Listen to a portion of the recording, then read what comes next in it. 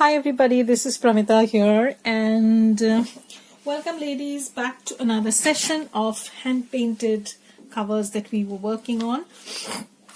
Now I just wanted to show you how the things have dried. So now you can see the crackles pretty well. Well, I'm not very keen on keeping this minty color for the inside, so I'm going to grunge this up and I'm going to show you the process by which I do that. And that means I'm going to have to get my fingers all dirty and gross, but that's okay. And while painting, I've also some paints have come on the front part, so I'm not worried about that. And look how wonderful this cracked effect is looking. I hope you can see it. This is a totally cracked glass effect, and I have sealed everything, so even if you try to pry this glass open, you won't be able to do that without destroying the image. So they have been sealed with a varnish, so they are not going to go anywhere, and so is the cover. So look how pretty it's looking. It has a shine sort of thing, and I'm pretty happy with the way things have shaped up, and I'm going to do the same on the inside, but I'm going to take you along and show you how you can jazz that up. So I'm also having my cup of coffee. So welcome ladies, welcome to the session, and here I am. My name is Pramita and I make journals. This is my full-time job now, and currently I'm doing this handmade hand-painted cover sort of thing, which has been repurposed from some covers, some notebook covers that I had. These covers were not your typical composition book notebook covers. That is, they were not hard covers, but they were pretty tough, and once you apply the colors, that is the paints and the varnish and stuff like that, it gets stiffer. So it is just the kind of thickness I would prefer, because I don't want a too thick cover. I'll show you how cute these books are looking. They are going to be 2 books. So I'm just about to start inking this up. So probably I don't know how long this is going to take. Hopefully not much. So I have my coffee here, and preliminary thing is that I'm going to use my distress crayons. Now if you don't have distress crayons, don't fret, you can use your distress inks, but I had these lying with me for a while and I've not been using them at all, so I decided to start using them. This is forest moss. You can use your distress inks also if you have in this color, or if you're working with this type of colors. Else otherwise you can work with any colors for that matter. So it's just how you want your covers to be. So first things first, I'm just going to twist this up. If you have never used this, this is just like your regular lipstick kind of thing, very soft, and it's water reactive up to a certain point, and then it will not react to water at all. So I have some wet tissues, and I'm going to apply the color directly on the cover. I hope you can see. I'm just scribbling things up. It might look like that. So I'm just going to cover this and you'll see the magic happen. I'm just wetting my fingertips a little bit, and I'm going to work with these wet fingertips. I am not going to worry too much if they don't. Now I could have done that with the wet tissue also, but what happens is your fingers are the best blending tools, and you'll see how good the blending process is. So I'm going to just, in case I need to move them a little bit more, I'm going to just wet them a little bit and then move this around. So you can see instantly how it's looking, but it's just a technique how you work on the covers. I'm going to start from the corners and work towards the inside, and I'm not going to do the entire inside part too grungy.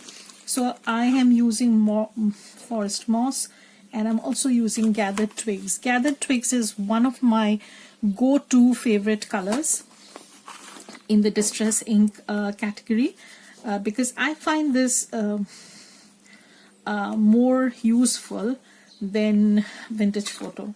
So anyways, that's just a personal choice, and I do use vintage photo, I won't lie, but I tend to gravitate towards gathered twigs more. So I'm just going to move the ink around till it doesn't move anymore, and I need to wet my fingers. So here there is a blob of color which I'm going to even out, so you can see how it's looking.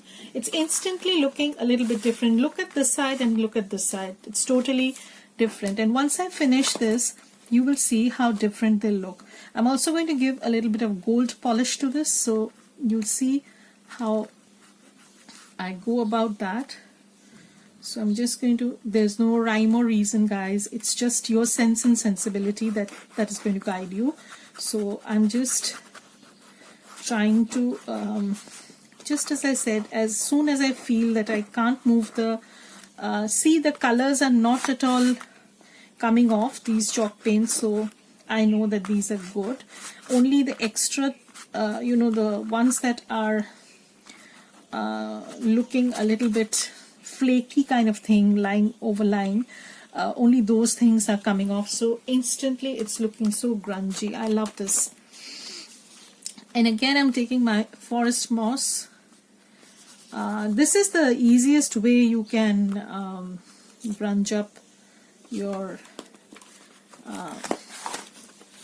you know, work on the book covers, I find, because see, you can use your distress inks and distress you know, ink blenders and stuff like that, but just as I said, I had these a while back. I bought these a while back and I was not using them, so I have quite a few paint supplies which I should be good with, and I have this weakness towards these stuff, and then what I find is I don't use them. So I thought that, okay, let me give this a try, and it worked out so well, guys. I'm so happy with the way things are.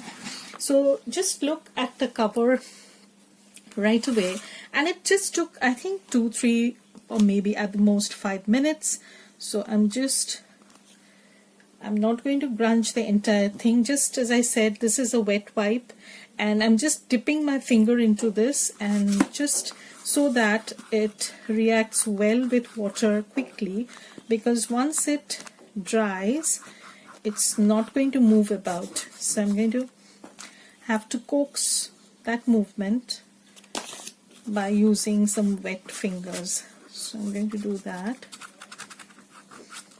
So this is how it's looking. And now what I can do is I can just add some, just so that it looks a little bit different.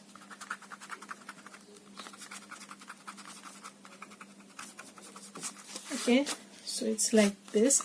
Now if I want to use my gold paint, I can do that. I'm going to let this dry a little bit. I'm going to work on this side, and when both of the sides are done, I'm going to add some gold accents to it, and you can see how nice they are looking. If I want, I can just take off this little bits. I hope you can see it.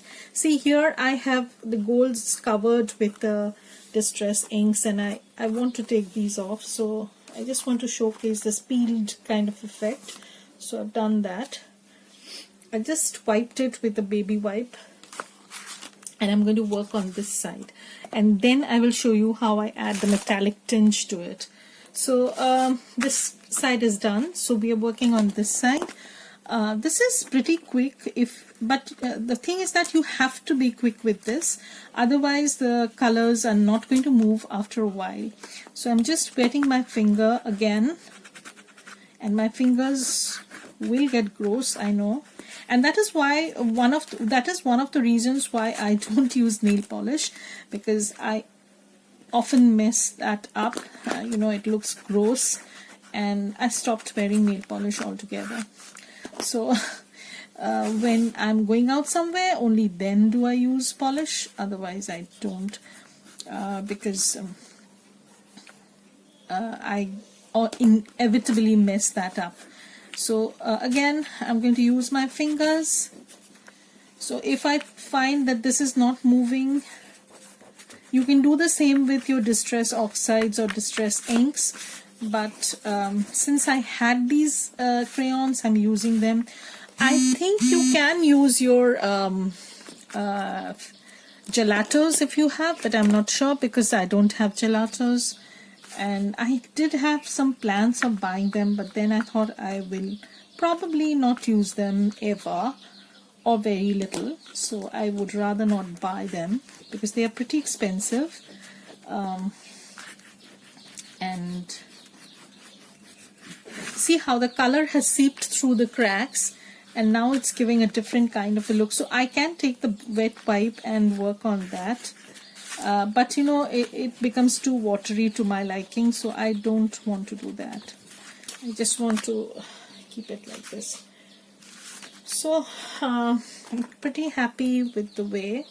So I'm just going to probably do a little bit here, do a little bit there, and then I'm going to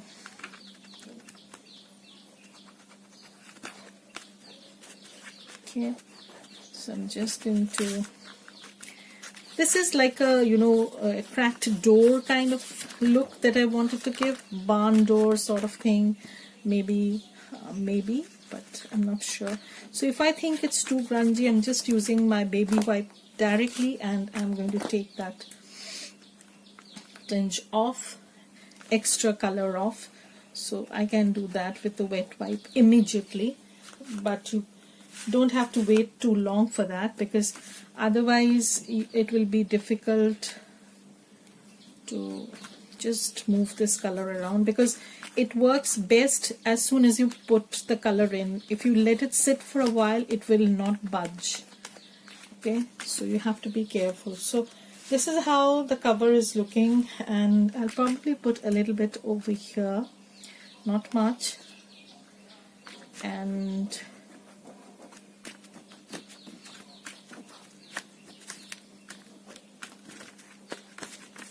so I'm going to do like this. So it's looking like this, and I like it. I need to cover the spine a little bit, probably, because I want that dark finish. Again, you know, as soon as I start feeling that I can't move my fingers,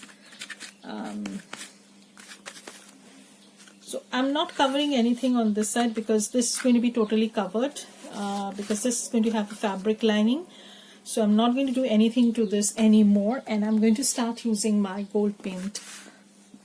So I hope everybody is doing okay, and I'm getting better, and so I decided to, you know, just use my fingers as usual. So I'm going to use a little bit of gold. This is a gold shimmer acrylic paint,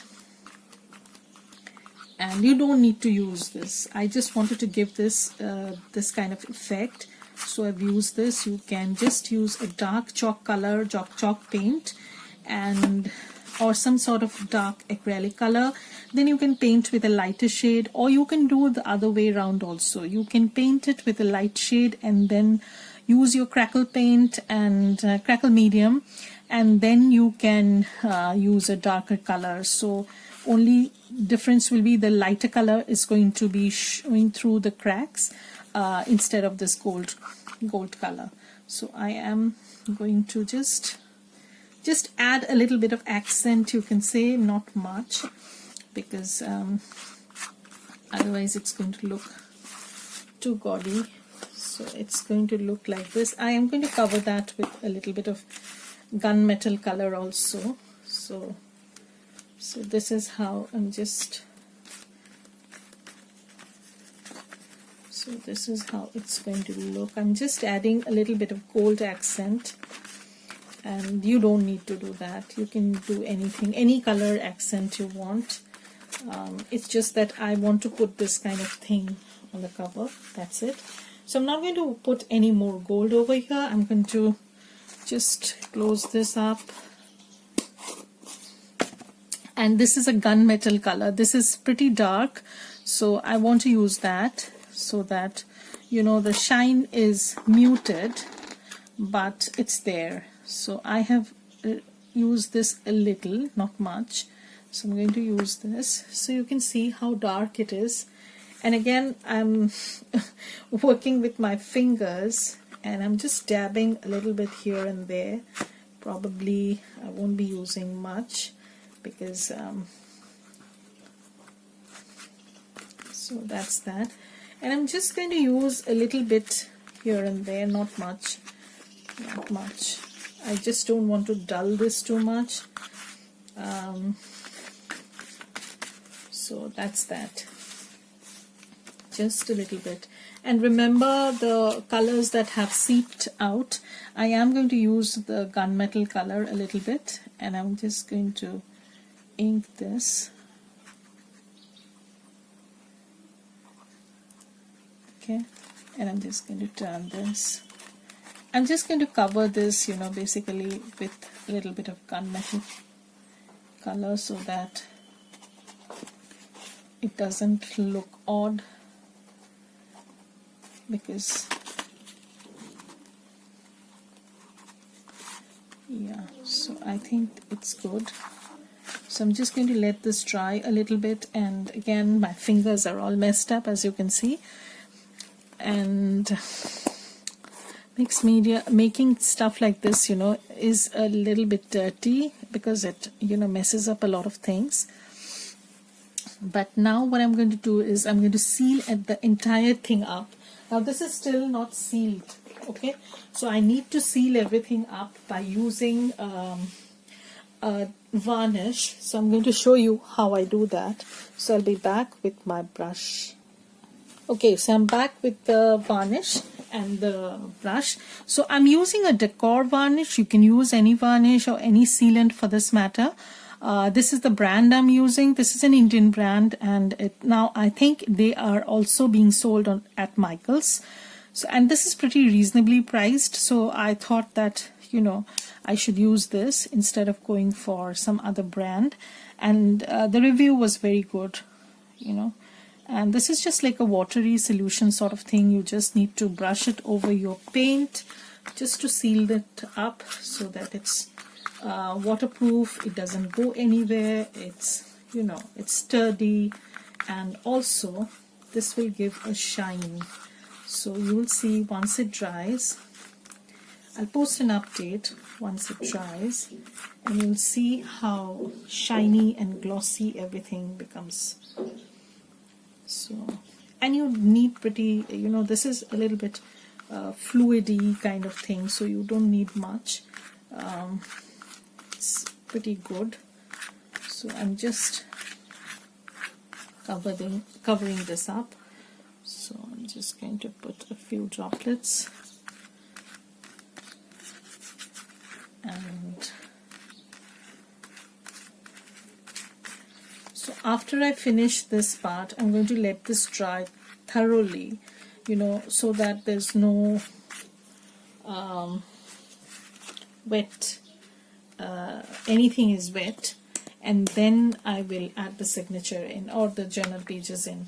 So that is how our cover is looking, and I still need to work on the other cover. So once I finish the other cover, I will also post you know, tiny video of sorts whereby I'll just give you a brief idea how they look after, you know, they dry. So I need to take this off. Okay, so this is how it's looking, and I'm pretty happy with the way it looks right now. So this is the cover. I can't close this, you know, because the insides are wet. So I'm going to let this dry, and I'll come back to show you in the finished part how they are looking, both of these. Okay, so bye everybody. Thank you for watching and listening to my banter. I hope you have, you know, inspired. I have been able to inspire you people to do something of this sort. So bye. Thank you.